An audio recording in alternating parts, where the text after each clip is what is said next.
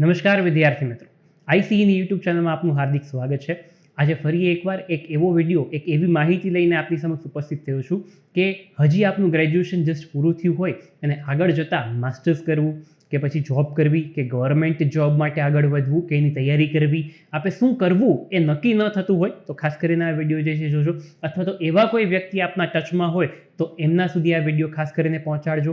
હા, એ પણ કહી દઉં, માની લો કે ભાઈ આપનું ભણતર પૂરું થઈ ગયું છે, 4-5 વર્ષથી આપ જોબ કરી રહ્યા છો અને હવે એવું મનમાં થાય છે કે ના, મારે સિક્યોર્ડ જોબ જોઈએ છે, વ્હાઇટ કોલર નોકરી જે છે એ કરવી છે, અથવા તો કહે ને કે ભાઈ મારે એક સારો પગારવાળી જે છે એ નોકરી કરવી છે કે જેમાં ટાર્ગેટ ઓછા હોય અથવા તો ટાર્ગેટ ન હોય એવું કહી શકાય, સમય જેનો જે છે એ ઓછો હોય, જેની અંદર હું સિક્યોર્ડલી મારા ફેમિલીને પણ જે છે એ ટાઈમ આપી શકું। તો આવી જો કોઈ આપને જોબ કરવી હોય તો આવા વ્યક્તિઓ સુધી પણ જે છે આ ખાસ કરીને વિડીયો પહોંચાડજો કે જેની અંદર આપને સંપૂર્ણ રીતે ખ્યાલ આવશે કે ભાઈ આવી ભરતીઓ પણ જે છે એ બહાર પડતી હોય છે।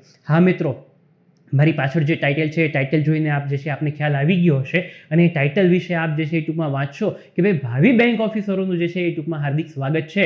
એટલે કે જે પણ કોઈ ગવર્મેન્ટ ભરતીઓ બહાર પડતી હોય છે એ ગવર્મેન્ટ ભરતીઓમાં એક ભરતી એવી પણ હોય છે જે બેન્કિંગ ક્ષેત્રમાં પણ બહાર પડતી હોય છે। આ બેન્કિંગ ક્ષેત્રની જે ભરતીઓ બહાર પડતી હોય છે એની ભરતી પ્રક્રિયા શું હોય છે, ક્યારે ભરતી બહાર પડે છે, એની એલિજિબિલિટી શું હોય છે, એના માટે એ લોકો શું લાયકાત માંગે છે, એ સંપૂર્ણ વિગત જે છે આ વિડીયોની અંદર હું આપની સાથે ચર્ચા કરવાનો છું મિત્રો। તો છેક સુધી જોતા રહેજો અને ખાસ કરીને આ વિડીયો એવા દરેક લોકો સુધી શેર કરજો કે જેને આ વિડીયો જે છે ઉપયોગી થાય। હા મિત્રો, ચોક્કસથી આ વિડીયો જે છે એ ટૂંકમાં ઉપયોગી થશે, કારણ કે આ ભરતી કે આ માહિતી જે છે એ અત્યાર સુધી આપને સંપૂર્ણ રીતે જે છે એ બેઝિકથી પાયાથી અને પરીક્ષા પાસ કરવા સુધીની જે છે અત્યાર સુધી આપને નહીં મળી હોય, જે આખી જ માહિતી જે છે એ આ એક જ વિડીયોની અંદર આપને મળી જવાની છે મિત્રો। તો હા, શરૂઆત કરીએ છીએ કે સૌથી પહેલું જે છે હું આપની સાથે ડિસ્કસ કરવાનું છું કે આ વિડીયોની અંદર કઈ બાબત વિશે આપને જે છે હું જણાવીશ। તો એમાંથી સૌથી પહેલી બાબત જે છે એ હું આપને કહી દઉં મિત્રો કે ભાઈ આઈબીપીએસ શું છે, કે આઈબીપીએસ આરઆરબી કે એસબીઆઈ શું છે, ત્યાર પછી આના માટે કયા કયા વિષયો મારે તૈયાર કરવાના હોય છે, આની ભરતીઓ ક્યારે બહાર પડશે એ પણ હું આપની સાથે ચર્ચા કરીશ, આની સિલેક્શન પ્રક્રિયા શું હોય છે, બેંક દ્વારા, ગવર્મેન્ટ બેંક દ્વારા જે ભરતીઓ બહાર પડતી હોય છે એની સિલેક્શન પ્રક્રિયા શું હોય છે, સિલેક્શન મેથડ શું હોય છે, એ પણ આખી સંપૂર્ણ જે છે આપની સાથે હું ડિસ્કસ કરીશ, ચર્ચા કરીશ મિત્રો, એટલે એ પણ આપને ખાસ કરીને જાણવા મળશે। Syllabus, one syllabus for many exams, એક જ સિલેબસ તૈયાર કરવાથી ઘણી બધી ભરતી જે છે એનો લાભ આપ લઈ શકશો, એના વિશે પણ ચર્ચા કરીશ, એ પણ માહિતી આપને આપીશ, કારણ કે ઘણા બધા વિદ્યાર્થીઓને, ઘણા બધા વ્યક્તિઓને ખબર જ નથી હોતી કે એક જ સિલેબસ તૈયાર કરવાથી આપણે કેટલી બધી પરીક્ષાઓ જે છે આપી શકતા હોય છે અને આખા વર્ષમાં ઓછામાં ઓછી 8 થી 10 ભરતી બહાર પડતી હોય છે કે જેના સિલેબસ એક જ હોય છે। તો એક સિલેબસ તૈયાર કરવો એ જે છે ખાસ કરીને આપણે જાણવાનું છે કે સિલેબસ શું છે, એની એલિજિબિલિટી ક્રાઇટેરિયા શું છે એ પણ આપણે ડિસ્કસ કરવાના છે। પછી આ બેન્કિંગ કરિયર શા માટે, મારે બેન્કિંગ કરિયર શા માટે પસંદ કરવું જોઈએ, કે આની ભરતીની મારે પરીક્ષાની તૈયારી શું કામ કરવી જોઈએ, એ પણ હું આપની સાથે ડિસ્કસ કરીશ કે ભાઈ આની અંદર શું કામ આગળ વધવું જોઈએ, એવું તમારે વિચાર શું કામ કરવો જોઈએ, એ પણ હું આપને જણાવીશ મિત્રો। ત્યાર પછી સાથે સાથે આની અંદર સેલરી, પગાર શું છે, પરક્વિઝિટ શું છે, એટલે કે બીજા બેનિફિટ શું છે, ખાલી ને ખાલી પગાર નથી મળતો, પગારની સાથે સાથે બીજા બધા બેનિફિટ્સ પણ મળે છે। ઉદાહરણ તરીકે મેડિકલ અલાઉન્સ મળે છે, ત્યાર પછી ન્યૂઝપેપર અલાઉન્સ મળે છે, પેટ્રોલ અલાઉન્સ મળે છે, આવા બેનિફિટ્સ પણ જે છે મળતા હોય છે, તો એ પણ હું આપની સાથે ડિસ્કસ કરવાનું છું। ત્યાર પછી growth in government bank job, આ ગવર્મેન્ટ બેંકની અંદર શું ગ્રોથ છે કે નથી એ પણ હું આપની સાથે ચર્ચા કરીશ। હા મિત્રો, ચોક્કસથી છે, પણ કઈ રીતે છે એ પણ હું આપની સાથે જે છે એ ડિસ્કસ કરીશ, ચર્ચા કરીશ મિત્રો। અને ત્યાર પછી આપણે એ જોવાના છે કે detail syllabus and important topics, આની અંદર ડિટેલ સિલેબસ શું છે અને આનું ઇમ્પોર્ટન્ટ ટોપિક્સ શું છે કે જે પરીક્ષા પાસ કરવા માટે અગત્યનું છે, એ પણ હું આપની સાથે જે છે એ ચર્ચા કરીશ। અને બીજી કઈ એક્ઝામ્સ જે છે એ સાથે સાથે આપ અપિયર કરી શકશો, આ સંપૂર્ણ બાબત જે છે હું આપની સાથે ચર્ચા કરવાનો છું મિત્રો। તો છેક સુધી બન્યા રહેજો મિત્રો કે ભાઈ આ વિડીયોને, અને હા, છેક સુધી જે છે એ બનવા રહેવા માટે આ વિડીયો તમારે સતત જોવો પડશે મિત્રો। હા, આ વિડીયોની અંદર જે છે જેટલો પણ સમય આપને અત્યારે દેખાઈ રહ્યો છે એટલા સમયની અંદર હું ચોક્કસથી આપને કહી શકું કે એક વખત જોઈ લીધા પછી આપને સંપૂર્ણ જે છે આ ભરતી વિશે, આ પ્રક્રિયા વિશે અને આ પરીક્ષા વિશે જે છે એ ખ્યાલ આવી જશે। તો આપણે શરૂઆત કરીએ છીએ મિત્રો કે આની અંદર સૌ પ્રથમ આપણે જે છે એ જોવાના છીએ કે ભાઈ આ what is IBPS, IBPS RRB શું છે કે એસબીઆઈ શું છે। આ શું છે એ વસ્તુ પહેલા તો આપણે જાણી લઈએ. તો આની અંદર હું મિત્રો આપને એટલું કહી દઉં કે બેન્કિંગ ક્ષેત્રની અંદર જ્યારે પણ જે છે એ ટૂંકમાં બેંકની અંદર ભરતી બહાર પડતી હોય છે, બરાબર છે, તો એ બે ઓર્ગેનાઇઝેશન જે દ્વારા લેવાતી હોય છે. અને આ બે ઓર્ગેનાઇઝેશન એટલે એક છે IBPS અને બીજું છે SBI. આ બે ઓર્ગેનાઇઝેશન દ્વારા જે છે ભરતી બહાર પડતી હોય છે. અને આ બે ભરતી એટલે કે એક PO અને બીજી ક્લાર્ક, આ બંને ઓર્ગેનાઇઝેશન જે છે આ બે પોસ્ટ માટે ભરતી બહાર પાડતા હોય છે, પ્રોબેશનરી ઓફિસર અને ક્લાર્ક. પ્રોબેશનરી ઓફિસર એટલે કે મેનેજર લેવલની પોસ્ટ ગણાય છે. આ મેનેજર લેવલની પોસ્ટ જેની અંદર આપને 2 વર્ષ પ્રોબેશન પીરિયડ ઉપર રાખવામાં આવે છે અને ત્યાર પછી આપને મેનેજર તરીકે નિમણૂક કરવામાં આવે છે. હા, PO એટલે કે જેને ક્લાર્ક કરતા હોદ્દો વધારે છે, ક્લાર્ક કરતા એની પાસે પાવર વધારે છે, ક્લાર્ક કરતા એનો પગાર પણ વધારે છે, ક્લાર્ક કરતા એની જવાબદારી પણ વધારે છે અને ક્લાર્ક કરતા એની જે પરીક્ષા લેવાતી હોય છે એ પરીક્ષાની અંદર સિલેબસ પણ જે છે એ ડેપ્થમાં હોય છે. આના કરતાં ક્લાર્ક કરતાં એનું પેપર જે છે ડિફિકલ્ટ હોય છે થોડુંક, બરાબર છે. આટલો જે છે ડિફરન્સ રહેતો હોય છે. હા મિત્રો, હવે હું આપને એટલું કહી દઉં કે સાથે સાથે આ જે પ્રોબેશનરી ઓફિસર અને ક્લાર્કની જે ભરતી બહાર પડતી હોય છે, બરાબર છે, એ ખાલી IBPS PO અને IBPS ક્લાર્ક નહીં, સાથે સાથે SBI PO અને SBI ક્લાર્ક એની પણ ભરતી બહાર પડતી હોય છે. અને એ ઉપરાંત RRB રિજનલ રૂરલ બેંક, ગ્રામીણ બેંક જે છે, બરોડા ગ્રામીણ બેંક છે, દેના ગ્રામીણ બેંક છે, એની અંદર પણ ભરતીઓ બહાર પડતી હોય છે. અને એની અંદર પણ જે ભરતીઓ બહાર પડે છે એમાં પણ PO અને ક્લાર્ક આ બંને પોસ્ટ માટે ભરતીઓ બહાર પડતી હોય છે. એટલે આ પણ જે છે એ બેનિફિટ આપણને અહીંયા મળતો હોય છે. તો હવે મિત્રો આગળ જે છે આપણે ડિસ્કસ કરીએ કે આની અંદર સાથે સાથે સબ્જેક્ટ્સ ટુ બી પ્રિપેર્ડ, આપણે કયા કયા સબ્જેક્ટ્સ ખાસ કરીને પ્રિપેર કરવાના રહેતા હોય છે એ સબ્જેક્ટ્સ આપણે ખાસ કરીને જોઈ લઈએ અને ત્યાર પછી આપણે જે છે એ નક્કી કરીએ કે આપણે કયા કયા સબ્જેક્ટ્સ માટે આની અંદર પ્રિપેર કરવાનું. તો હું આપને એટલું કહી દઉં, માત્ર ને માત્ર 5 જ સબ્જેક્ટ્સ આપણે પ્રિપેર કરવાના રહેતા હોય છે. માત્ર ને માત્ર 5 જ સબ્જેક્ટની 5 સબ્જેક્ટ એટલે કે maths, reasoning, English, general awareness અને કોમ્પ્યુટર. આ 5 સબ્જેક્ટ પ્રિપેર કરી લેવાથી તમે ઘણી બધી એક્ઝામ્સ જે છે અપિયર કરી શકો છો. અને ઘણી બધી એક્ઝામ્સ કઈ કઈ એ પણ હું આપને જણાવીશ. પણ સાથે સાથે આપણે જે સબ્જેક્ટ્સની વાત કરીએ, આ 5 બેઝિક સબ્જેક્ટ્સ છે કે જે તમારે ખાલી પ્રિપેર કરવાના છે. માત્ર ને માત્ર આ 5 સબ્જેક્ટ પ્રિપેર કરી લેવાથી તમે આની જે ભરતી પ્રક્રિયા છે એ આખી ભરતી પ્રક્રિયા જે છે એ તમે કમ્પ્લીટલી જે છે એના માટે તૈયાર થઈ જાવ છો. હા, પ્રિલિમ્સ એક્ઝામ્સ, મેઇન્સ એક્ઝામ્સ જે પણ કાંઈ લેવાતું હોય છે એ દરેકે દરેક પરીક્ષા માટે તમે તૈયાર થઈ જાવ છો. આ 5 જ સબ્જેક્ટ ખાલી પ્રિપેર કરી લેવાથી આગળ આપણે જે છે માહિતી જોઈએ કે આ 5 સબ્જેક્ટ વિશે જોઈએ છે. તો સિલેક્શન મેથડ શું છે ખરેખર?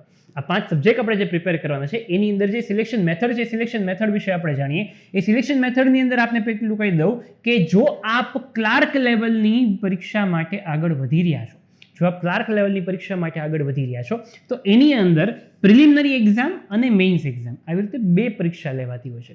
પ્રિલિમિનરી એક્ઝામ અને મેઇન્સ એક્ઝામ આવી રીતે 2 પરીક્ષા લેવાતી હોય છે. અને ત્યાર પછી તરત જ ડોક્યુમેન્ટ વેરિફિકેશન આવી જાય છે અને તમારું સિલેક્શન થઈ જતું હોય છે જો આપ બંને પરીક્ષા પાસ કરી લેશો તો.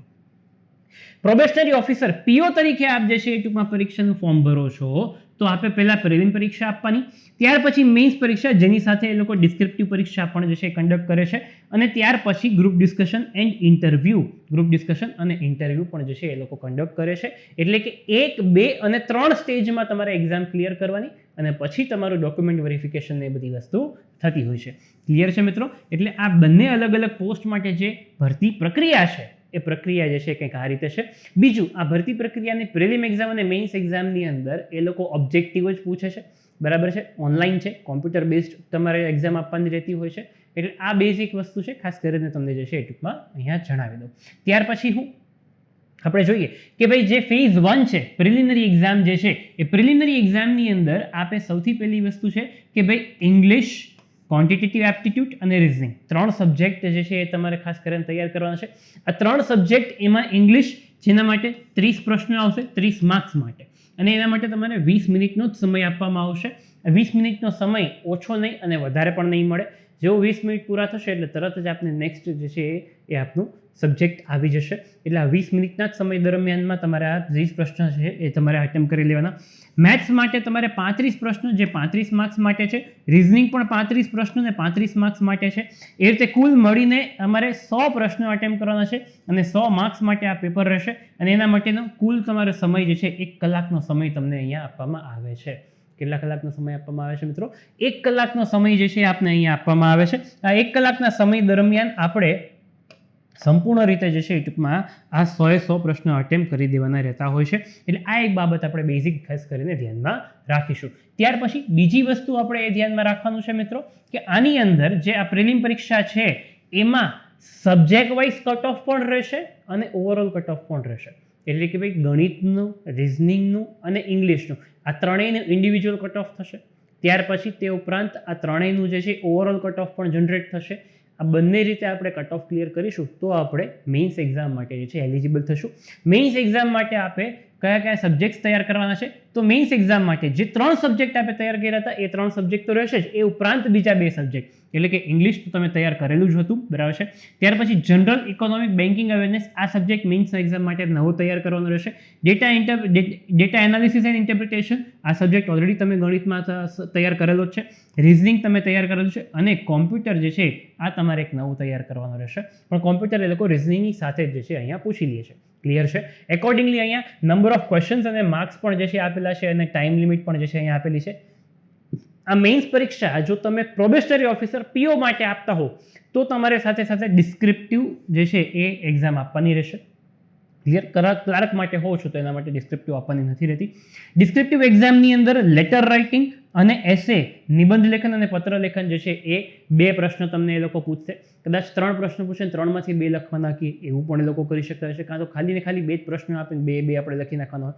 એ લોકો ઓપ્શન્સ પણ ઘણી વખત આપતા હોય છે એટલે ઓપ્શન સાથે પણ આપણે આગળ વધી શકાતું હોય છે. ત્યાર પછી 25 માર્ક્સ માટે રહેશે અને એના માટે તમારી પાસે 30 મિનિટનો સમય રહેશે. આ તમારે કોમ્પ્યુટરમાં ટાઈપિંગ કરવાનું રહેશે, ઓનલાઈન ટાઈપિંગ કરવાનું રહેશે એટલે થોડીક ટાઈપિંગની પણ તમારી સ્પીડ જે છે ખાસ કરીને જોશે અને એક્યુરેસી જોશે, બરાબર છે. એટલે આ બેઝિક વસ્તુ જે છે એ ટૂંકમાં ખાસ કરીને મેઇન્સ પરીક્ષા જે છે એ ટૂંકમાં એની અંદર તમારે અપિયર કરવાનું રહેશે. ત્યાર પછી મિત્રો આવે છે ફેઝ 3 ને ફેઝ 3 આવે છે ઇન્ટરવ્યૂ. જો તમે પ્રોબેશનરી ઓફિસર લેવલનું ફોર્મ ભરતા હો તો એની અંદર જે છે ફેઝ 3 તરીકે ઇન્ટરવ્યૂ પણ જે છે તમારે આપવાનું રહેશે. જેમ કે SBI દ્વારા ઇન્ટરવ્યૂ લેવાતું હોય છે તો એની અંદર ગ્રુપ ડિસ્કશન અને ઇન્ટરવ્યૂ બંને લેવાતું હોય છે. IBPS દ્વારા લેવાતું હોય છે તો ખાલી ને ખાલી એ લોકો ઇન્ટરવ્યૂ જે છે કન્ડક્ટ કરતા હોય છે, બરાબર છે. અને આ તમે ક્લિયર કરો છો પછી તમારે જે છે એ ટૂંકમાં ડોક્યુમેન્ટ વેરિફિકેશન ને એના માટે તમને બોલાવવામાં આવે છે.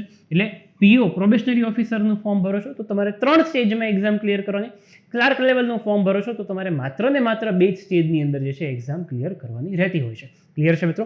ત્યાર પછી one syllabus for many exams. One syllabus for many exams જે હું આપને કહું છું એ તમારે કયો સિલેબસ? તો કે આ 5 સબ્જેક્ટ જે છે એ તમારે પ્રિપેર કરવાના રહેતા હોય છે. આ 5 સબ્જેક્ટ તમે પ્રિપેર કરશો એટલે કે તમારે ઓટોમેટિકલી તમે ઘણી બધી એક્ઝામ્સ અપિયર કરી શકશો. અને ઘણી બધી કઈ એક્ઝામ્સ છે એ પણ હું તમને સાથે સાથે અત્યારે જણાવીશ. તમે જરાય ચિંતા ન કરતા, કારણ કે આ એક્ઝામ્સ તમને જણાવીશ તો જ તમને ખ્યાલ આવશે કે તમે આ એક્ઝામ્સની અંદર તમે એલિજિબલ થશો કે નહીં થાવ. આ એક્ઝામ્સની અંદર તમારા ક્રાઇટેરિયા શું હોય છે, આ એક્ઝામ્સ ક્યારે બહાર પડતી હોય છે ત્યાં સુધીની પણ માહિતી હું તમને જે છે ડિસ્કસ કરવાનો છું. તો અહીંયા સૌથી પહેલી એક્ઝામ જે છે એ SBI દ્વારા જે લેવાતી હોય છે, બરાબર છે. પીઓ અને ક્લાર્ક 2 એક્ઝામ જે છે એ ટૂંકમાં આ થઈ જાય છે. ત્યાર પછી IBPS institute for banking personnel selection એના દ્વારા જ્યારે શરૂઆત થઈ હતી, બરાબર છે, ત્યારે 19 નેશનલાઇઝ બેંક હતી અને ત્યાર પછી હવે ધીરે ધીરે બધી બેંક જે છે મર્જ થતી જાય છે. એટલે એ બધી જ બેંક જે છે એ મર્જ થતા એ લોકો જે છે એ ટૂંકમાં મર્જ કરી રહ્યા છે. એટલે અત્યારનું એક્ઝેક્ટ કાઉન્ટિંગ જે છે એ ટૂંકમાં નથી કીધું, પણ હા IBPS દ્વારા જે પણ કોઈ ભરતી બહાર પડતી હોય છે એમાં પણ પીઓ અને ક્લર્ક એવી 2 ભરતી બહાર પડતી હોય છે. ત્યાર પછી IBPS દ્વારા RRB જે 56 જે છે રૂરલ બેંક છે, જેમ કે એમાં ગુજરાતની તમને કહી દો દેના ગ્રામીણ બેંક, બરોડા ગ્રામીણ બેંક, સૌરાષ્ટ્ર ગ્રામીણ બેંક, આ બધી જે ગ્રામીણ બેંકોની અંદર ભરતી બહાર પડતી હોય છે એમાં પણ પીઓ અને ક્લર્ક એવી રીતે 2 ભરતી જે છે બહાર પડતી હોય છે. ત્યાર પછી આપ જોઈ શકો છો કે RBI દ્વારા પણ ભરતી બહાર પડતી હોય છે. હા મિત્રો, RBI ની અંદર પણ ભરતી બહાર પડતી હોય છે. ત્યાર પછી ગવર્મેન્ટ ઇન્સ્યોરન્સ કંપનીઝની અંદર પણ ભરતી બહાર પડતી હોય છે. ગવર્મેન્ટ ઇન્સ્યોરન્સ કંપનીઝની અંદર દર વર્ષે 2 થી 3 જે છે એ કંપનીઝની ભરતી બહાર પડતી હોય છે. એ પણ જે છે ખાસ કરીને આપણે કહીશું. અને ત્યાર પછી SSC દ્વારા પણ ભરતી બહાર પડે છે અને રેલવેની અંદર પણ ભરતી બહાર પડે છે. SSC ની અંદર CHSL અને CGL એવી રીતે 2 અલગ અલગ ભરતી બહાર પડતી હોય છે. રેલવેની અંદર પણ એક ભરતી બહાર પડતી હોય છે. કુલ મળીને આટલી રિક્રુટમેન્ટ પ્રોસેસ જે છે એ તમે આખા વર્ષમાં એક જ સિલેબસ તૈયાર કરવાથી જે છે અપિયર કરી શકો છો. આ તમને સૌથી મોટો બેનિફિટ જે છે મળતો હોય છે. અને આ સિલેબસ તમને તૈયાર કરતા જો તમે પ્રોપરલી કન્ટિન્યુ ટાઈમ આપો છો, રોજની જે છે 6 કલાક, એવી રીતે 6 મહિના સુધી તમે જે છે પ્રિપેર થાવ છો તો તમે આ 5 સબ્જેક્ટ વેલ પ્રિપેર કરી લ્યો છો. અને વેલ પ્રિપેર કરી લીધા પછી તમે આ 5 સબ્જેક્ટ જે છે પ્રિપેર કરી લેશો તો આમાંથી તમારે આખા વર્ષમાં જે છે આ ભરતીઓ બહાર પડતી હોય છે. જેમ કે ઉદાહરણ તરીકે IBPS દ્વારા કેલેન્ડર બહાર પડી ગયું છે. IBPSની જે 4 રિક્રુટમેન્ટ બરાબર છે, IBPSની જે આ 4 રિક્રુટમેન્ટ છે, આ 4 રિક્રુટમેન્ટની અંદર હું એટલું કહી શકું કે એનું કેલેન્ડર એ લોકોએ બહાર પાડી દીધું છે કે ક્યારે પરીક્ષા લેવાના છે. ઓગસ્ટ મહિનાથી આ લોકો જે છે પરીક્ષા લેવાનું શરૂ કરી દેવાના છે. આટલું એ લોકોએ જે છે ઇન્ફોર્મ કરી દીધું છે. તો આ 4 રિક્રુટમેન્ટ તો ફિક્સ થઈ ગઈ. ટૂંક સમયમાં SBIની અંદર જુનિયર એસોસિએટ્સ અને SBI POની ભરતી બહાર પડી જવાની છે. એપ્રિલ મહિનો ચાલી રહ્યો છે, આ જ મહિનાની અંદર એની પણ ભરતી બહાર પડી જશે. તો એની પણ પરીક્ષાનો જે છે એ લાભ તમે લઈ શકશો, તમે એલિજિબલ હશો તો એ પણ તમે જે છે એ ટૂંકમાં આગળ વધી શકશો. એટલે 6 એક્ઝામ તો તમારી કન્ફર્મ થઈ ગઈ કે તમે આ વર્ષમાં આપી શકશો.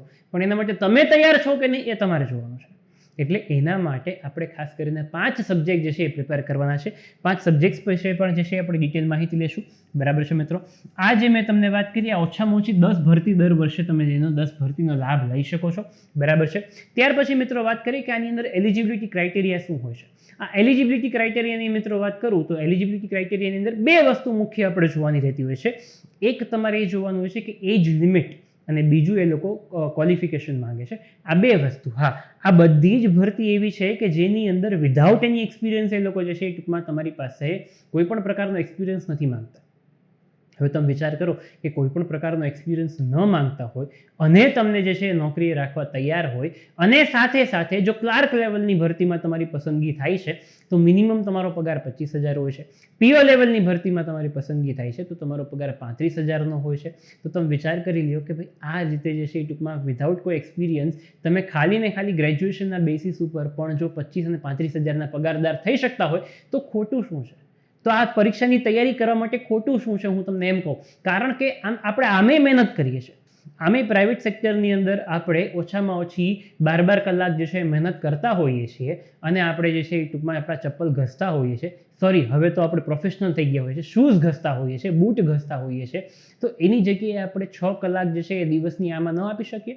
એ સમય આપણે કાઢવાનો છે, નક્કી આપણે કરવાનું છે મિત્રો.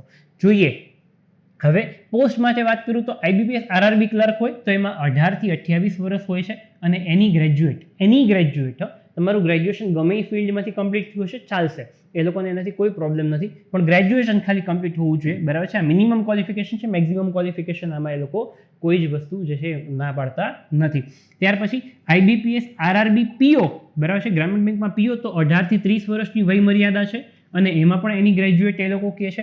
ત્યાર પછી IBPS ક્લાર્કની વાત કરો તો એમાં 20 થી 28 વર્ષ છે, જેમાં પણ એ લોકોએ એની ગ્રેજ્યુએટ કીધું છે. IBPS POની વાત કરીએ તો એમાં 20 થી 30 વર્ષ છે, જેમાં પણ એ લોકોએ એની ગ્રેજ્યુએટ કીધું છે. એવી જ રીતે SBI ક્લર્ક કે SBI PO હોય તો એમાં પણ આ રીતે જ છે કે ક્લર્ક હોય તો 20 થી 28 વર્ષ અને PO હોય તો 20 થી 30 વર્ષની વય મર્યાદા એ લોકોએ અહીંયા આપણને જણાવી છે. બરાબર છે. એટલે આ રીતે આપણે ખાસ કરીને જે છે એ ટૂંકમાં અહીંયા ધ્યાન રાખીશું. હવે આ બેન્કિંગ કરિયર શા માટે પસંદ કરવું જોઈએ મિત્રો? આ સૌથી મહત્વનો જે છે એ મુદ્દો છે કે બેન્કિંગ કરિયર હું શા માટે પસંદ કરું. અત્યાર સુધી આટલી બધી વસ્તુ આપણે જોઈ, આપણે જાણી, આપણે ખ્યાલ આવ્યો કે ઓકે આ બધી વસ્તુ તો ઠીક છે કે ભાઈ ચાલો આટલી જે છે 5 સિલેબસ 5 સબ્જેક્ટ તૈયાર કરવાના, 2 પરીક્ષાઓ આપવાની, આ પરીક્ષા જ્યારે બહાર પડે એના માટે એજ લિમિટ અને ક્વોલિફિકેશન આ રીતે રહેશે, હું એલિજિબલ છું ચાલો. પણ હું આ બેન્કિંગ કરિયર શા માટે સિલેક્ટ કરું, આ બેન્કિંગ કરિયર શા માટે મારે પસંદ કરવું જોઈએ, એની જો કંઈક વાત કરીએ તો આપને જે છે બેઝિક વસ્તુ અમુક જણાવી દો કે ભાઈ એક તો આ વેલ રેકગ્નાઇઝ જોબ છે. યસ મિત્રો, આ વેલ રેકગ્નાઇઝ જોબ છે, વ્હાઇટ કોલર જોબ છે કે જેની અંદર તમે કદાચ કોઈને એમ કહો ને કે ભાઈ અમે બેંકની અંદર જોબ કરીએ છીએ તો એક તમારું જે છે એ ટૂંકમાં એક કહીએ ને કે માન સામે જે છે એ સામેવાળાના દિલની અંદર જે છે હૃદયની અંદર આપનું એક માન જે છે એ ટૂંકમાં ઊભું થાય છે. એ એક વેલ રેકગ્નાઇઝ જોબ આપને જે છે એ મળે છે. વ્હાઇટ કોલર અને સોશિયલ સ્ટેટસ આપને આપે છે. આપને વ્હાઇટ કોલર જોબ મળે છે, સાથે સાથે સોશિયલ સ્ટેટસ પણ આપને આપે છે કે ભાઈ બેન્કિંગ ક્ષેત્રની અંદર જોબ કરતા હોય તો એમનું એક સોશિયલ અલગથી સ્ટેટસ જ હોય છે. કદાચ આપ કોઈને કહો કે ભાઈ હું બેંક PO કે બેંક ક્લર્ક તરીકે બેંક ઓફ બરોડામાં છું, પંજાબ નેશનલ બેંકમાં છું, SBIમાં છું, તો આપનું એક અલગ જ જે છે સોશિયલ સ્ટેટસ પણ જે છે એ ટૂંકમાં સાથે સાથે બનતું હોય છે. ત્યાર પછી મિત્રો લોંગ ટર્મ અને લાઈફ ટાઈમ સિક્યોરિટી હોય છે.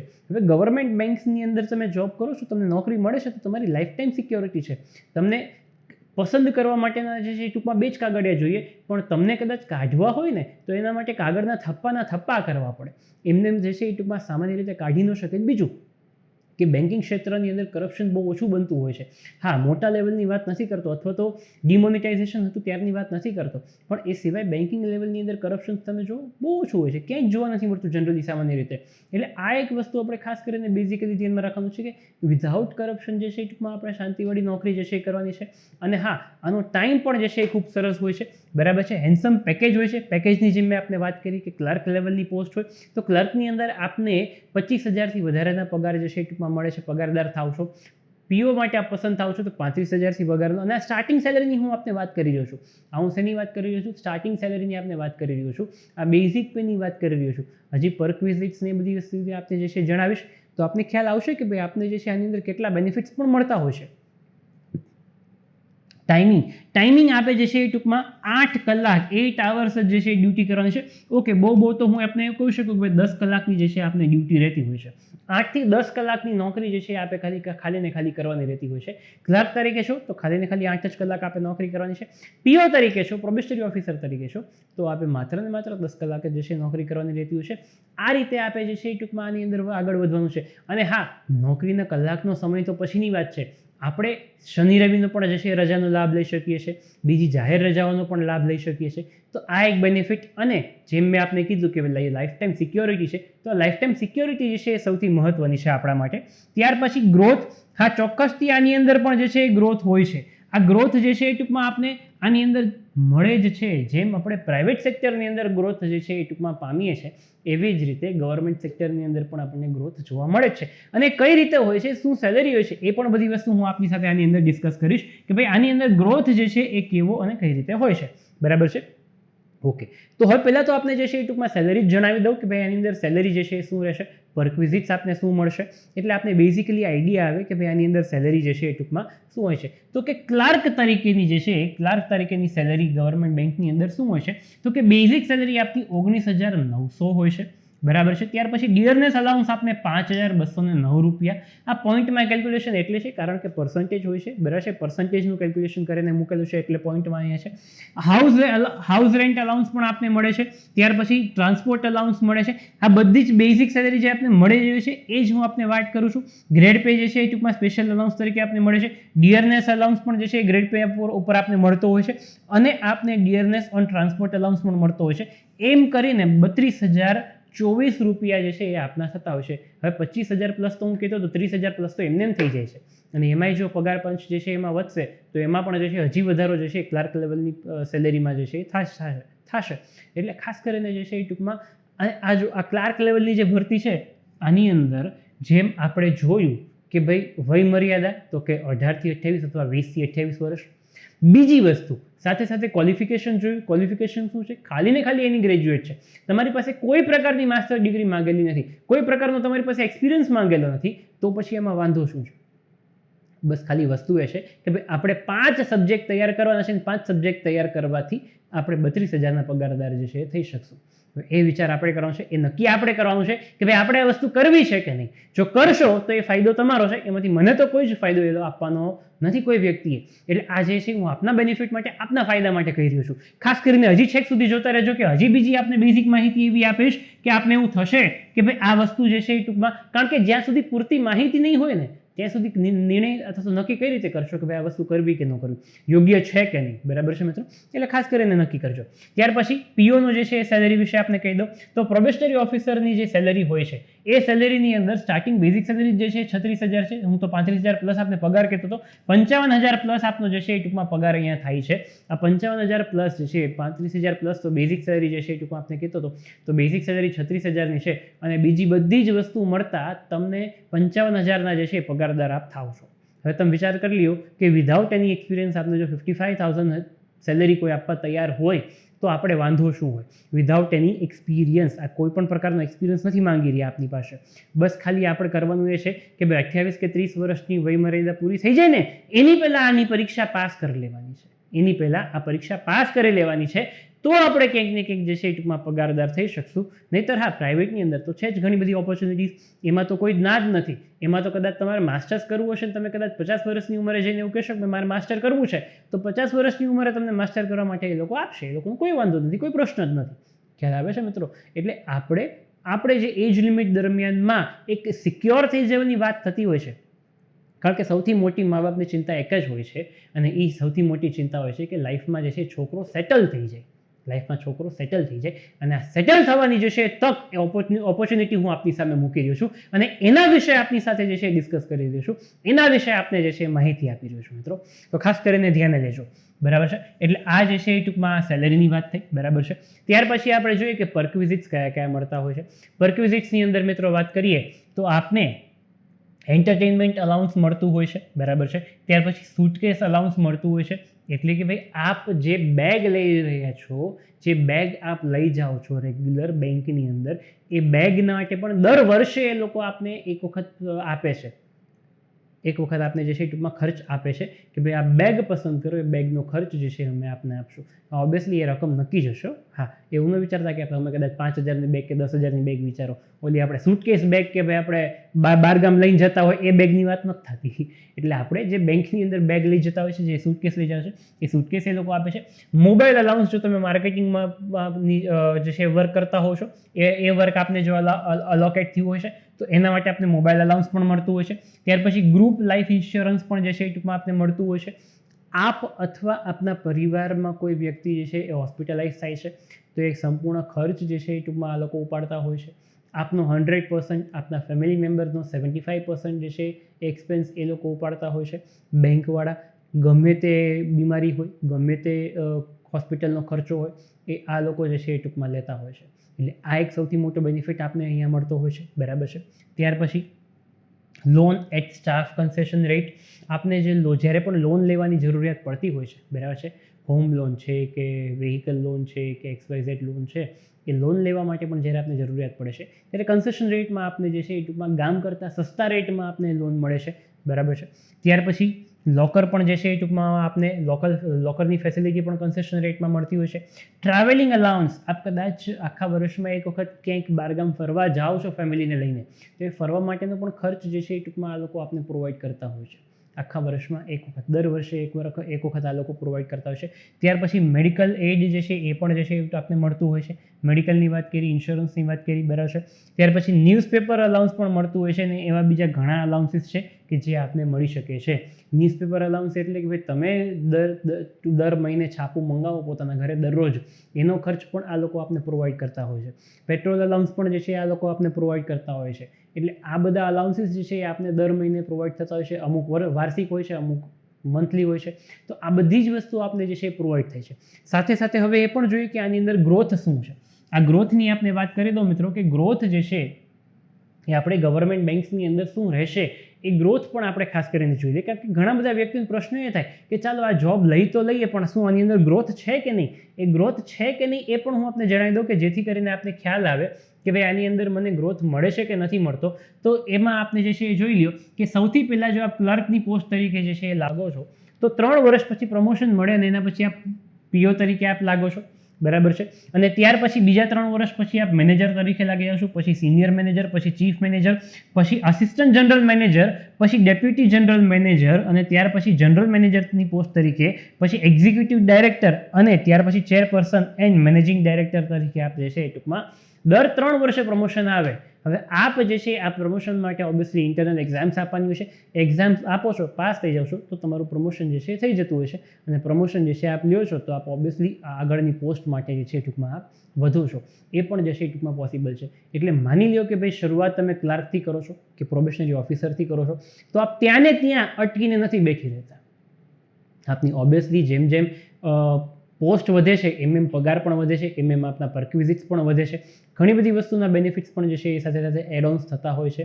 આ તો મેં આપને પરક્વિઝિટ્સની જે વાત કરી હતી, આ બધી બેઝિક ક્લાર્ક અને પીઓ લેવલની સ્ટાર્ટિંગ લેવલની વાત હતી, બરાબર છે. આગળ જતાં બીજા પણ જે છે એ ટૂંકમાં આપણે બેનિફિટ્સ ને એ બધી વસ્તુ આપણે અહીંયા મળતી હોય છે. એટલે આ એક વસ્તુ છે કે ભાઈ આપણને એવો પ્રશ્ન થાય કે ભાઈ ગ્રોથ છે કે નહીં, તો યસ 100% આની અંદર ગ્રોથ છે. તો એ વસ્તુ પણ ખાસ કરીને આપણે અહીંયા ધ્યાનમાં રાખીશું. હવે આગળ વધતા મિત્રો એની પહેલાં એક બેઝિક કેલ્ક્યુલેશન હું આપને સમજાવવા માંગુ છું.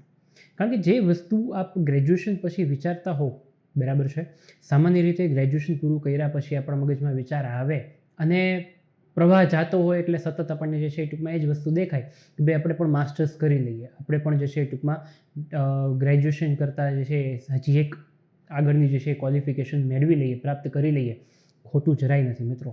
પણ વચ્ચે આ વસ્તુમાં બ્રેક આપવાથી કંઈક ને કંઈક ફાયદો થશે. અને એ બ્રેક શું કામ આપવો જોઈએ એ આપણે જે છે બેઝિક કેલ્ક્યુલેશન ઉપર જોઈએ મિત્રો. તો આ બેઝિક કેલ્ક્યુલેશન એવું છે કે જેમાં તમે કોઈક માસ્ટર્સ કરો છો અથવા તો તમે કોઈ બેન્કિંગ એક્ઝામનો કોર્સ કરો છો, બરાબર છે. અને એ બેઝિક જે છે ટૂંકમાં કેલ્ક્યુલેશન આપણે જોવાના છે.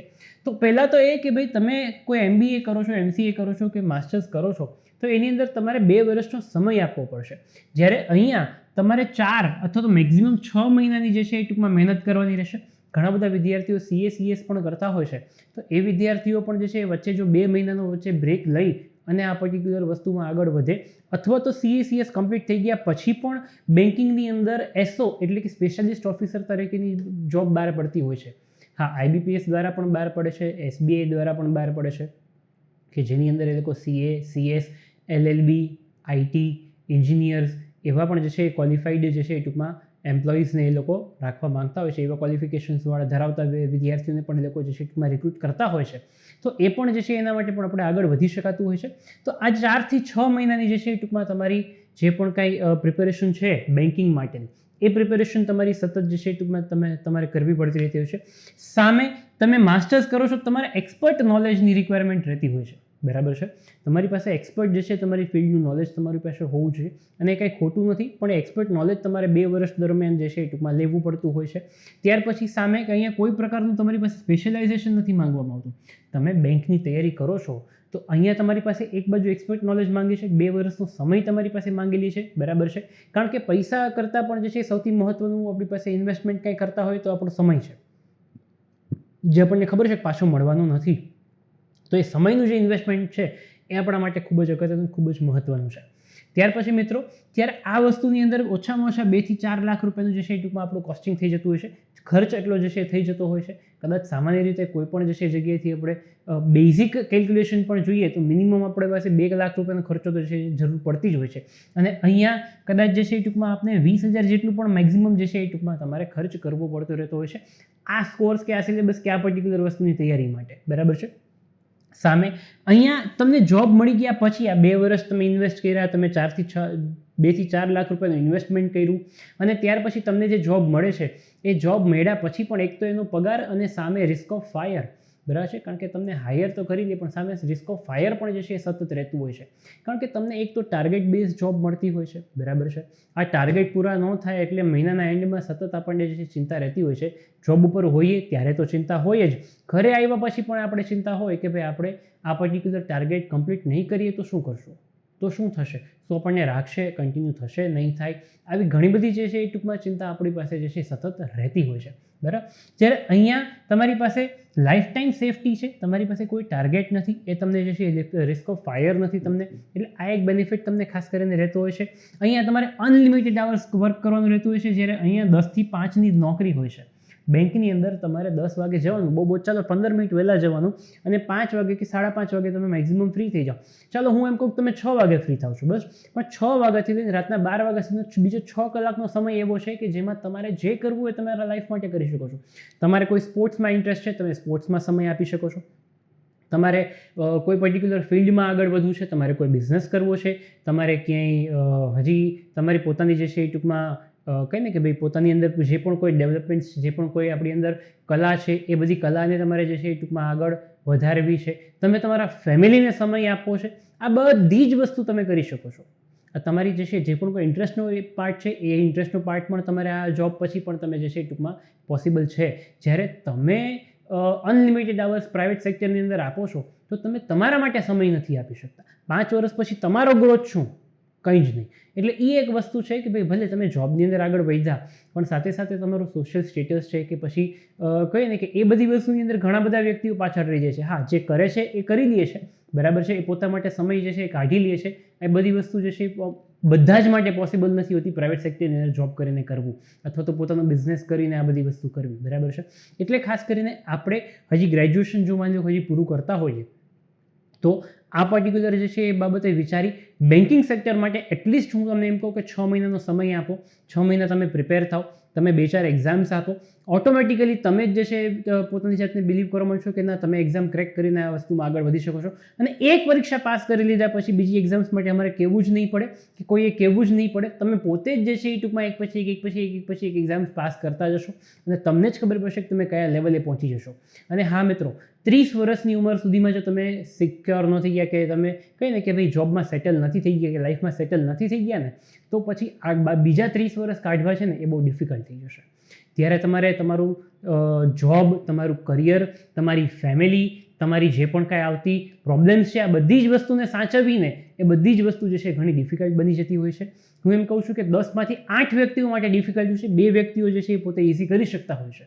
ક્લિયર છે મિત્રો? એટલે આ બાબતે જે છે એ ટૂંકમાં ખાસ કરીને આપણે માર્ગદર્શન આપવા માંગુ છું. ખાસ કરીને એવા લોકો સુધી આ વિડીયો તમે પહોંચાડો કે જે ખરેખર હજી ગ્રેજ્યુએશન પૂરું કરે છે ને આગળ વધવા માંગે છે, તો એ પોતાના લાઈફની અંદર પોતે સિક્યોર થઈ શકે. ક્લિયર છે? આગળ જે છે એ ટૂંકમાં વાત કરીએ મિત્રો કે તમારે અહીંયા ટાર્ગેટ ઓરિએન્ટેડ જોબ્સ રહેતા હોય છે, બરાબર છે. જ્યારે અહીંયા તમારે ટાર્ગેટ કોઈ રહેતા નથી, તમારે કોઈ એવા કોઈ ખરેખર કહે ને કે ભાઈ માઉન્ટેન જેવડા કોઈ ટાર્ગેટ તમારે અચીવ નથી કરવાના અને તમારે તમારી જોબ જે છે એ રિસ્કમાં નાખવાની જરૂરિયાત નથી હોતી. આ સૌથી મોટો ડિફરન્સ અહીંયા તમને જોવા મળે છે. ત્યારબાદ ડિસ્ટર્બન્સ ઇન તમારી સોશિયલ લાઈફ, તમારા સોશિયલ લાઈફની અંદર ડિસ્ટર્બન્સ રહેતું હોય છે. તમારે જીમ કરવું છે કે XYZ વસ્તુ કરવી છે, તો આ બધી વસ્તુ કરવામાં તમે ખરેખર નથી પહોંચી શકતા. શરૂઆતમાં તમને એમ થાય કે ના હું કરી લઈશ, પણ એ વસ્તુ જ્યારે ધીરે ધીરે જ્યારે તમે એ વસ્તુ પર આગળ વધો છો ત્યારે તમને ખબર પડે છે કે માર્કેટની અંદર સર્વાઈવ કરવું કેટલું અઘરું છે, કેટલું ડિફિકલ્ટ છે. પહેલાં તો જોબ મળવી જ જે છે ડિફિકલ્ટ બની જતી હોય છે, કારણ કે આપણને પણ ખબર છે કે ભાઈ એક તો ગ્રેજ્યુએશનની ડિગ્રી સાથે જોબ ક્યાંય મળતી નથી, અને મળે છે તો એ માંડ 8,000 કે 10,000ની સેલેરી સાથે જે છે મળતી હોય છે.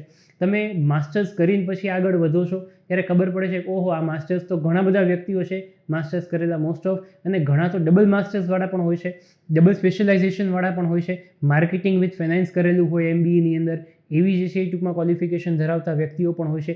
એન્જિનિયરિંગ કરીને પછી જે છે MBA કરતા હોય છે એવા ક્વોલિફિકેશનવાળા વ્યક્તિઓ પણ હોય છે, કે જેની સામે આપણું ક્વોલિફિકેશન પણ જે છે એ ઘણી વખત આપણને એવું લાગતું હોય છે કે ભાઈ આપણું ક્વોલિફિકેશન જે છે એ નબળું છે, આપણે સિલેક્ટ થશું કે નહીં થશું. સિલેક્ટ થયા પછી આ બધા પ્રશ્નો, ટાર્ગેટ, અનલિમિટેડ આવર્સ તમારે જે છે વર્ક કરવાનું છે. જ્યારે અહીંયા તમારી જે છે તમારી સોશિયલ લાઈફ ઇમ્પ્રૂવ થઈ જાય છે. જેમ મેં કીધું કે સાંજે 6 વાગ્યા પછી રાતે 12 વાગ્યા સુધી બીજો 6 કલાકનો સમય જે છે, સવારે તમે માની લો કે 7 વાગે ઉઠી જાઓ છો, 7 થી 9 2 કલાકનો સમય તમે તમારા માટે આપી શકો છો. મોર્નિંગ સાયકલિંગ છે, જોગિંગ છે, એક્સરસાઇઝ છે, જીમ છે, આ બધી વસ્તુ તમે જે છે એ કરી શકો છો. એટલે આ બધી જ વસ્તુની અંદર તમે જે છે મેનેજ કરી શકો છો, પોસિબલ છે. ક્લિયર છે? ઓલરેડી જે એવા એમ્પ્લોઈઝ છે, ઓલરેડી આઈસીઈના એવા સ્ટુડન્ટ્સ છે કે જે પોતે અત્યારે બેન્કિંગ ક્ષેત્રની અંદર પોતે જોબ કરે છે, અને સાથે એમની લાઈફ પણ અમે જોઈ રહ્યા છીએ. ઘણા બધા એવા વ્યક્તિને પણ અમે ઓળખું છું કે પોતે બેંકની અંદર છે, સાથે સાથે બીજા પ્રોફેશન્સ પણ જે છે એ પોતાનું કહે ને કે ઇન્ટરેસ્ટ એરિયા પણ જે છે એ પોતે પોસિબલી જે છે એ કરતા હોય છે. હું જેવા વ્યક્તિને એકને ઓળખું છું જે પોતે બેંક ઓફ બરોડાની અંદર એઝ એ ક્લર્ક જે છે એ પોતે કર્મચારી છે, પોતે ત્યાં જોબ કરી રહ્યા છે, પોતે ત્યાં ફરજ બજાવી રહ્યા છે, અને સાથે સાથે પોતે જે છે પોતે ગાયક કલાકાર પણ છે, સિંગર પણ છે, પોતાનું સિંગિંગ જે છે એ ક્ષેત્રની અંદર પણ પોતે ઘણા આગળ વધ્યા છે. એટલે આ એક વસ્તુ પણ જે છે જોવા મળતી હોય છે કે આપના લાઈફની અંદર કારણ કે 6 વાગ્યા પછીના સમયની અંદર જે છે કદાચ આપને જે વસ્તુ કરવી હોય આ પોસિબલ છે. એટલે આ બધી જ વસ્તુમાં જે છે ટૂંકમાં આપનો સમય આપી શકો છો. જ્યારે આપ જો ઓલરેડી જે છે જોબમાં સિક્યોર હોવ છો તો, અને લાઈફ ટાઈમ સેફ્ટી અને સિક્યોરિટી હશે તો તમે આ બધી વસ્તુ ઇઝીલી કરી શકશો. તમને કોઈ જ વસ્તુમાં જે છે એ ટૂંકમાં પ્રશ્ન નહીં થાય કે આ કેમ કરવું કે કેમ થશે. ક્લિયર છે? ત્યાર પછી અહીંયા ફિક્સ લોકેશન હોય છે. અહીંયા તમારે જે છે ફ્લેક્સિબલ ઇન ચૂઝિંગ લોકેશન. આ ફ્લેક્સિબલ ઇન ચૂઝિંગ લોકેશન તો ખાસ કરીને બહેનો માટે, મેરેજ થયા એની પહેલાં જ જો બેંકની અંદર જોબ મળી જતી હોય છે. હવે હું એમ કહું કે ઉદાહરણ તરીકે બેંક ઓફ બરોડામાં જોબ મળી, બરાબર છે, એઝ એન ફિમેલ કેન્ડિડેટ છો, બેંક ઓફ બરોડામાં જોબ મળી, મેરેજ પછી તમે તમારા જે સિટીમાં રહ્યો છો એ સિટી કરતાં બીજી કોઈ સિટીમાં જવાનું થયું, અથવા તો બીજા કોઈ સ્ટેટમાં જવાનું થયું, કદાચ કોઈના મેરેજ પછી દિલ્હી જવાનું થયું, મહારાષ્ટ્ર જવાનું થયું, મુંબઈ જવાનું થયું, કે એવી કોઈ જગ્યાએ જે છે જવાનું થયું, તો પોસિબલ છે કે ભાઈ તમારી જોબ તમારે ખાલી અહીંથી ત્યાં ટ્રાન્સફર કરવાની છે. બેંક ઓફ બરોડા આખા ભારતમાં તમને ગમે ત્યાંની બ્રાન્ચ મળી જશે. એટલે આ પણ એક તમને સૌથી મોટો બેનિફિટ મળે છે, અને આ બેનિફિટનો લાભ જે છે તમે લેશો તો આનો તમને જ છે લાભ જે છે જોવા મળશે, કારણ કે 10 થી 6ની નોકરી કરવી, 10 વાગ્યા પહેલાં 6 વાગ્યા પછી ઘર સાચવવું હોય સાચવી શકાય. મેરેજ પહેલાં પણ ને મેરેજ પછી પણ સૌથી વધારે જરૂર તો મેરેજ પછી જ પડતી હોય છે. હવે તમે જોબ કરતાં પણ તમારી જે છે એ ટૂંકમાં ફેમિલી જે છે એને હેન્ડલ કરી શકો છો. ફેમિલીની સિચ્યુએશન્સ, ફેમિલીની અંદર જે પણ કાંઈ કામ હોય છે દરેક વસ્તુ જો તમે સાચવી શકતા હો છો તો આ સૌથી મોટો બેનિફિટ જે છે આપના માટે કહી શકાય. ક્લિયર છે મિત્રો? બરાબર. તો આ બધી જ વસ્તુ જે છે ખાસ કરીને એક બેઝિક કેલ્ક્યુલેશન હું આપના માઇન્ડમાં જે છે એ ટૂંકમાં આપવા માંગુ છું, અને આ વાસ્તવિકતા છે. આ હું તમને એવું નથી કહેતો કે ભાઈ આ કોઈ એવી મનગઢત વાત નથી. આપને ક્યાંય પણ આ વસ્તુ કન્ફર્મ કરવી હોય, આપ હજી પણ સ્ક્રીનશોટ લઈ લો, સ્ક્રીનશોટ લઈ અને કન્ફર્મ કરી લેજો કે આ વસ્તુ હું જે કહી રહ્યો છું એ સાચું છે કે નહીં. તમે 2 વખત વેરીફાઈ કરજો, પછી તમે આ વસ્તુમાં જે છે એ ટૂંકમાં બિલીવ કરજો. બરાબર છે મિત્રો? હવે આગળ આપણે જોઈએ છે કે આ પર્ટિક્યુલર જે પરીક્ષા છે એનો સિલેબસ શું રહેતો હોય છે, અને એ સિલેબસની અંદર આપણે કેટલાક ઇમ્પોર્ટન્ટ ટોપિક્સ પણ જે છે આપણે જોવાના છે કે જેની અંદર આપણે ઇમ્પોર્ટન્ટ ટોપિક્સને ધ્યાનમાં રાખવાથી આપણે પરીક્ષા જે છે એને બાયફર્કેટ કરી શકીએ. હવે જેમ કે પહેલું જે છે એ ટૂંકમાં આવે છે એરેથમેટિક, જે મેથ્સ. આ મેથ્સની અંદર આપણે શરૂઆતના જે 7 ચેપ્ટર મેં કીધા છે, આ 7 ચેપ્ટર એવા છે કે આપણને 25 માર્ક્સ જે છે એ ટૂંકમાં ધરાવે છે. 25 માર્ક્સ પ્રિલિમિનરી પરીક્ષા, પહેલા તબક્કાની ફેઝ 1 જે એક્ઝામ, પ્રિલિમ એક્ઝામ આવતી હોય છે એ ફેઝ 1 એક્ઝામની અંદર જે છે 25 માર્ક્સ જે છે એ ટૂંકમાં આ પહેલા 7 ચેપ્ટરમાંથી આપને જોવા મળતા હોય છે. બરાબર છે? ટોટલ 35 ક્વેશ્ચન્સ હોય છે, એમાંથી 25 જેટલા ક્વેશ્ચન આની અંદરથી જોવા મળે છે, અને બાકીના 10 ક્વેશ્ચન જે છે એ ટૂંકમાં આપને બાકીના 8 ચેપ્ટર્સમાંથી જે છે આપને જોવા મળતા હોય છે. એટલે આ વસ્તુ ખાસ કરીને બાયફર્કેશન એક મોસ્ટ ઇમ્પોર્ટન્ટ વસ્તુ છે જે આપણે જાણવા જેવું છે. હા, એવી જ રીતે મેઇન્સ પરીક્ષા હોય તો મેઇન્સ પરીક્ષા માટે હું સર્કલ કરી દઉં છું, એ ચેપ્ટર્સ મોસ્ટ ઇમ્પોર્ટન્ટ છે. મેઇન્સ પરીક્ષા માટે આપ જોઈ શકો છો કે ડેટા ઇન્ટરપ્રિટેશન નામનું ચેપ્ટર જે છે એ સૌથી મહત્વનું છે. પર્સન્ટેજ, એવરેજ, રેશિયો, બરાબર છે, અને ત્યાર પછી આ બધા જ ચેપ્ટર્સ જે છે એ મેઇન્સ પરીક્ષા માટે જે છે એ મોસ્ટ ઇમ્પોર્ટન્ટ છે એવું હું આપને કહી શકું છું. બરાબર છે? એટલે આ મેઇન્સ એક્ઝામ જો તમારે અપિયર કરવું હોય તો આ બધા ચેપ્ટર્સ ઉપર ફોકસ કરવાનું, જે સર્કલ કરેલા છે અને જે તમારે હાઇલાઇટ કરેલા છે. બરાબર છે? પહેલા જે 7 ચેપ્ટર મેં આપને કીધા છે આ પ્રિલિમ એક્ઝામ માટે મોસ્ટ ઇમ્પોર્ટન્ટ છે. બરાબર? એવી જ રીતે આગળ જતાં, આ તો ખાલી મેથ્સની વાત હતી, આગળ જતાં જે છે બીજા સબ્જેક્ટનું પણ આપને જણાવી દો. મેથ્સ પછી જે છે આપણે જોઈએ રિઝનિંગ સબ્જેક્ટ. આ રિઝનિંગ સબ્જેક્ટની અંદર જે શરૂઆતના 7 થી 8 ચેપ્ટર મેં આપને કીધા છે. બરાબર છે? આ 8 ચેપ્ટર્સ એવા છે કે તમને 35 માંથી 25 માર્ક્સના જે છે એ ક્વેશ્ચન ધરાવે છે. બરાબર છે? 35 માંથી 25 માર્ક્સના ક્વેશ્ચન, અને એમાં પણ પ્રિલિમ એક્ઝામ માટે most important chapters 1st, 2nd, 3rd and 4th. આ 4 ચેપ્ટર જે છે એ મોસ્ટ ઇમ્પોર્ટન્ટ છે કે જેમાં તમારે 35 માંથી 25 જેટલા ક્વેશ્ચન્સ જે છે તમે કવર કરી શકો છો. આ તમે ચેપ્ટર્સ કમ્પ્લીટ કરી લીધા પછી ઓટોમેટિકલી તમને આ પર્ટિક્યુલર પ્રિલિમિનરી એક્ઝામ જે છે ક્રેક કરવામાં ઇઝી રહી જશે.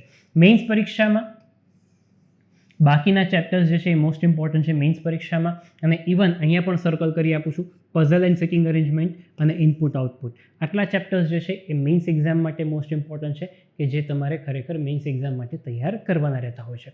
તો આ હતી રિઝનિંગની વાત. ત્યાર પછી ઇંગ્લિશ સબ્જેક્ટ વિશે પણ આપણે જોઈ લઈએ.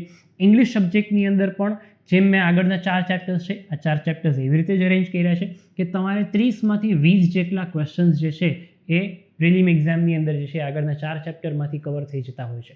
બરાબર છે? અને ત્યાર પછી હા ઓબ્વિયસલી બાકીના જે છે એ 3 ચેપ્ટર્સ હું એમ ન કહું કે મેઇન્સમાં, પણ આ બાકીના ટૂંકમાં 7 ચેપ્ટર્સ જે છે મેઇન્સ એક્ઝામમાં તમને પ્રિલિમમાં તો કમ્પ્લીટ કરેલા જ છે. મેઇન્સ એક્ઝામ માટે એડિશનલી તમારે 3 વસ્તુ જે છે આગળ તૈયાર કરવાની રહેતી હોય છે. અને ઇંગ્લિશ એટલું જ તૈયાર કરવાનું છે કે આપણે પરીક્ષા પાસ કરી શકીએ, એક્ઝામ ક્રેક કરી શકીએ. બીજું તમારે ઇંગ્લિશ કંઈ બહુ જાજુ તૈયાર કરવાનું રહેતું નથી. એટલે આ વસ્તુમાં જે છે જરાય તમારે ચિંતા કરવાની નથી કે ભાઈ ઇંગ્લિશ પણ જે છે આની અંદર આવે છે. બરાબર છે?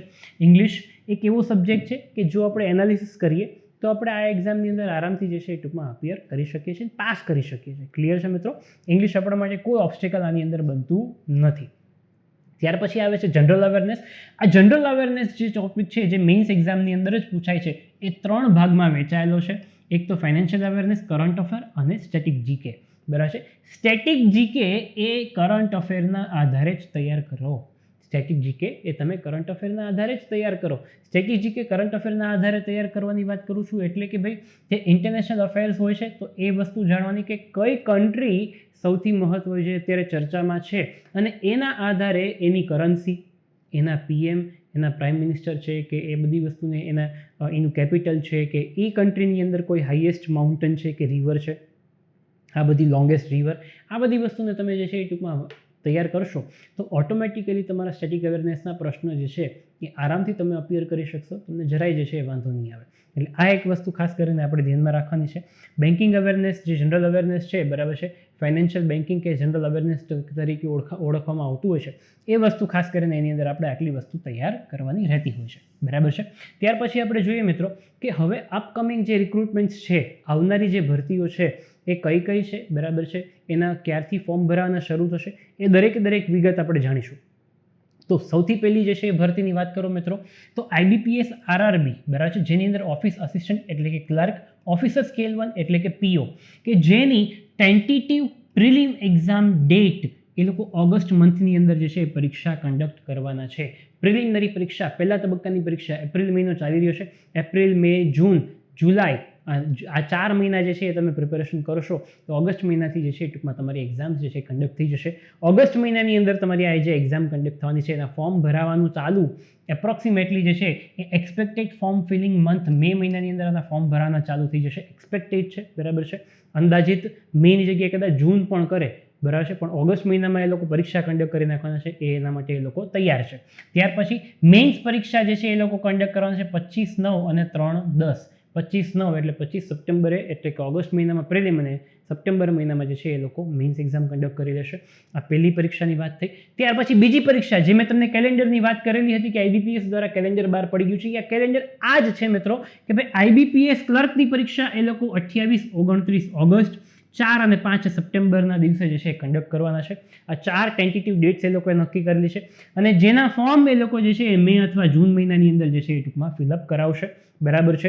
પ્રિલિમ પરીક્ષા ઓગસ્ટ અથવા સપ્ટેમ્બર મહિનાની અંદર અને 31 ઓક્ટોબરે એ લોકો મેઇન્સ પરીક્ષા પણ કન્ડક્ટ કરી લેશે. 31 ઓક્ટોબરે એ લોકો મેઇન્સ પરીક્ષા પણ જે છે કન્ડક્ટ કરી લેશે. ત્યાર પછી IBPS PO પ્રોબેશનરી ઓફિસરની જે પરીક્ષા છે એ 9, 10, 16, 17 ઓક્ટોબરના એ લોકો પ્રિલિમ પરીક્ષા કન્ડક્ટ કરશે. 27 નવેમ્બરના દિવસે એ લોકો મેઇન્સ પરીક્ષા કન્ડક્ટ કરશે અને ઓગસ્ટ મહિનાની અંદર એપ્રોક્સિમેટલી એ લોકો જે છે એ ટૂંકમાં આને ફોર્મ ભરવાનું જે છે શરૂઆત કરી દેશે. એટલે આ બધી જ ભરતી વિશે જે છે એ ટૂંકમાં જેની પરીક્ષા આ વર્ષે લેવાવાની છે, કન્ફર્મ છે, ટેન્ટેટિવ તારીખ ડિક્લેર થઈ ગઈ છે. એના માટે આપણે જો અત્યારથી જાગૃત નહીં થઈએ અને ફોર્મ ભરવાનું શરૂ થશે ને પછી આપણે તૈયારી કરવાની જે છે શરૂઆત કરવાનું વિચારીએ તો કંઈક એવું થાય કે ભાઈ તરસ લાગીને કૂવો ખોદવા બેઠા. ખબર જ છે કે ભાઈ આ વસ્તુ, આ પરિસ્થિતિ આગળ આવવાની છે, આ પરીક્ષા જે છે ટૂંક સમયમાં લેવાવાની છે, તો આપણે અત્યારથી જ જે છે આની તૈયારી જે છે શરૂઆત કરી દેવી જોઈએ. ત્યાર પછી જેમ મેં આપને કીધું હતું કે IBPS SO સ્પેશિયાલિસ્ટ ઓફિસર, જેમાં એ લોકો LLB અથવા CA, CS અથવા IT કે એવી કોઈ પર્ટિક્યુલર જે છે ક્વોલિફિકેશન માંગતા હોય છે, એવા ક્વોલિફિકેશન માટે પણ જે છે એ ભરતી બહાર પડતી હોય છે, જે 18 અને 26 ડિસેમ્બરના દિવસે એ લોકો પ્રિલિમ પરીક્ષા લેશે અને 30 જાન્યુઆરી 2022 જે છે એમાં એ લોકો મેઇન્સ પરીક્ષા એની કન્ડક્ટ કરી દેશે અને સાથે સાથે એ લોકો જે છે ઓક્ટોબર મહિનાની અંદર એ લોકો આનું ફોર્મ ભરવાનું પણ જે છે શરૂ કરી દેશે. આ બધી ટેન્ટેટિવ ડેટ્સ આ લોકોએ ડિક્લેર કરી દે છે. હવે આ વસ્તુ અહીંયા સુધી આપણને ખ્યાલ છે અને છતાંય જો આપણે આ વસ્તુને ન સમજીએ, આ વસ્તુની અંદર આપણે જાગૃત ન રહીએ તો એ ક્યાંક ને ક્યાંક આપણી ખામી છે. એટલે આ વસ્તુને ધ્યાનમાં રાખી અને મિત્રો જે છે એ ટૂંકમાં આગળ વધજો, નિર્ણય લેજો. અને હજી હું આપને કહી દઉં છું કે આખો વિડીયો જરૂર લાગે તો ફરીથી એક વખત જોજો કે જેથી કરીને આપણે ખ્યાલ આવે કે ભાઈ આ મારે જે છે એ ટૂંકમાં આગળ તૈયારી કરવી કે ન કરવી. અને મારું સજેશન એ જ રહેશે કે ભાઈ આપે આ વસ્તુની અંદર આગળ 100% વધવું જોઈએ. કારણ કે આની અંદર વાંધો શું છે, હું એમ કહું કે ગ્રેજ્યુએશન કર્યા પછી તરત જ જોબ મળી જશે, પહેલો ફાયદો. બીજો ફાયદો કે ભાઈ 25,000 થી 35,000નો પગારદાર આપણે થઈ જશું, સૌથી મોટો બેનિફિટ, કારણ કે કોઈ પ્રકારનું આપણી પાસે એક્સપિરિયન્સ માંગતા નથી. ત્રીજો ફાયદો. ચોથો ફાયદો, કોઈ સ્પેશિયલ ક્વોલિફિકેશન નથી માંગી રહી આપણી પાસે. તો આ 4 ફાયદા એવા છે કે જેને ઇગ્નોર નથી કરી શકાય એમ આપણથી, બરાબર છે.